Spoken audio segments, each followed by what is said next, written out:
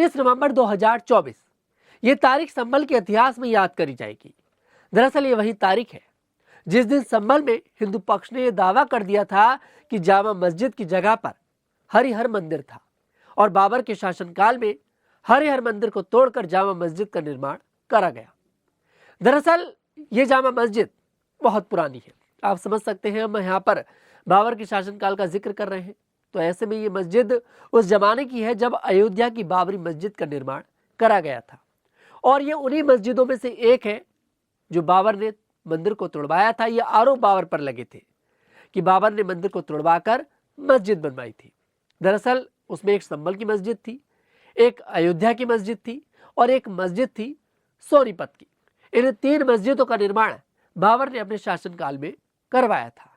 हिंदू पक्ष ने संभल में यही दावा करा और 19 नवंबर को संभल की जिला कोर्ट में एक याचिका दायर कर दी और एक ही दिन में सब कुछ हो गया।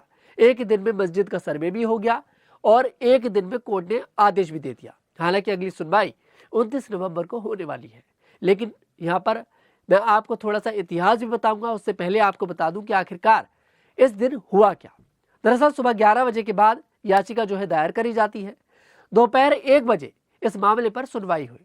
शाम 4 बजे कोर्ट कमिश्नर का आदेश हुआ। शाम 5 बजे जिला जज ने फाइल देखी। शाम 5:30 बजे वादी और कोर्ट कमिश्नर डीएम से मिले। शाम 6 बजे कोर्ट कमिश्नर सर्वे के लिए संभल जामा मस्जिद पहुंचे और शाम 7:30 बजे सर्वे कर बाहर आए। ऐसे में आप समझ सकते हैं कि यहाँ पर जो मुस्लिम पक्ष था कहीं ना कहीं वो कुछ ना कर पाया, क्योंकि अगर समय दिया जाता तो कहीं ना कहीं शायद इस मामले पर बहुत कुछ हो पाता, लेकिन यहाँ पर कुछ नहीं हो पाया। यहाँ पर एक दिन के वक्त में, सिर्फ एक दिन में सब कुछ हो गया। कोर्ट का आदेश भी हो गया, मंदिर का सर्वे भी हो गया। अब आपको थोड़ा सा इसका इतिहास बताते हैं कि आखिरकार किस बेस पर यहाँ पर हिंदू पक्ष ने यह दावा करा है कि इस जगह पर मस्जिद नहीं मंदिर हुआ करता था।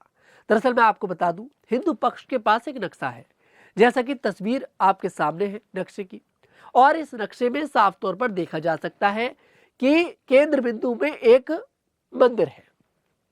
ऐसे में कहीं ना कहीं इसी मंदिर को हरिहर मंदिर बताया जा रहा है और यह नक्शा बाबर के शासनकाल से पहले का है।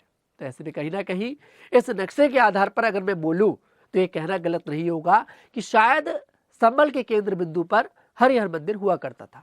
हालांकि देखिए, इस बात में किसकी पुष्टि है, ना तो ये मैं करता हूं ना ही द न्यूज़ 15 करता है। हालांकि हम सिर्फ इस नक्शे के बेस पर बोल रहे हैं। अगर नक्शे के बेस पर चला जाए तो शायद मंदिर तो था, लेकिन अब सिर्फ नक्शे का जिक्र न कर बहुत से ऐसे पहलू हैं जिनसे पर्दा उठाएंगे। दरअसल देखिए, हिंदू पक्ष ने कई ऐतिहासिक तर्क देने शुरू कर दिए हैं। कहा है कि देवालय पृथ्वीराज चौहान के शासन से पहले बना था, जबकि मस्जिद मुगल काल में मंदिर को तोड़कर बनाई गई थी।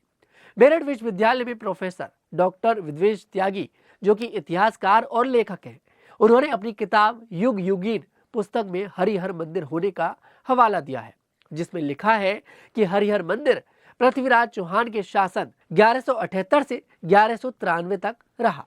इस दरमियान ही पृथ्वीराज चौहान ने संभल को दूसरी राजधानी का दर्जा दिया था। उस समय भी संभल में ये देवालय बना था। पृथ्वीराज चौहान का ठिकाना सेना के कैंप में हुआ करता था। मोहल्ला कोट आबाद था। ये जामा मस्जिद भी मोहल्ला कोट में ही है। प्रोफेसर ने आगे लिखा है कि बाबर के शासन में इसको मस्जिद बनाया गया। उस समय की लिखावट की जानकारी या उससे पहले की लिखावट की जानकारी लिपि शास्त्र से सामने आ सकती है। यदि खुदाई की जाए तो देवालय होने के कई प्रमाण मिलेंगे। संभल नगर धार्मिक नजरिए से भी ऐतिहासिक है। संभल महात्म्य पुस्तक नगर के साहित्यकार वाणी शरण शर्मा ने लिखी है, जिसमें उन्होंने लिखा है कि संभल में 68 तीर्थ और 19 कूप है। इन सभी तीर्थ और कूपों का केंद्र बिंदु हरिहर मंदिर है। किताब में यह भी लिखा है कि 24 कोसीय परिक्रमा का दायरा के अनुसार हरिहर ही केंद्र बिंदु है, जिसमें सभी तीर्थ और कूप की दूरी लिखी है, जिसमें सभी तीर्थ और कूप की मान्यता भी लिखी है। बाबरनामा और आईने अकबर में संभल जामा मस्जिद का जिक्र मिलता है। इससे यह तो तय है कि इस मस्जिद का निर्माण मुगल काल में ही किया गया है। हालांकि यह स्पष्ट नहीं है कि किस स्थिति के बाद इसका निर्माण किया गया। वादीगण ने तर्क दिया है कि मंदिर खंडित किए जाने के बाद मस्जिद का निर्माण किया गया। वादी महेंद्र ऋषिराज गिरी ने बताया कि कई तथ्य सामने आए हैं। सर्वे के दौरान कुछ तथ्य ऐसे मिले हैं जो न्यायालय में पेश किए जाएंगे, उसके आधार पर कार्रवाई आगे बढ़ेगी। अब अगली कार्रवाई 29 नवंबर को होने वाली है। देखिए, संभल जामा मस्जिद की प्राचीनता इससे ही स्पष्ट हो रही कि वह दिल्ली की जामा मस्जिद और अयोध्या की बाबरी मस्जिद से भी पहले बनाई गई थी। संभल जामा मस्जिद को 1526 में निर्माण किया गया था, जबकि अयोध्या में बाबरी मस्जिद 1527 में बनाई गई थी।